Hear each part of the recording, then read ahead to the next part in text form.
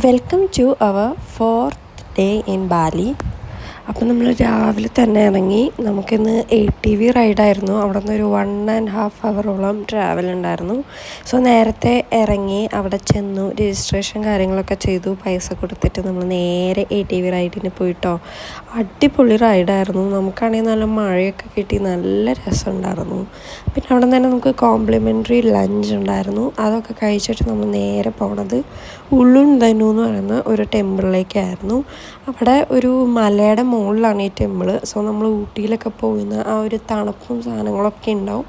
പക്ഷേ സ്റ്റിൽ വെയിലുണ്ടായിരുന്നു. അത് വീഡിയോയിൽ കാണുമ്പോൾ മനസ്സിലാവണില്ല.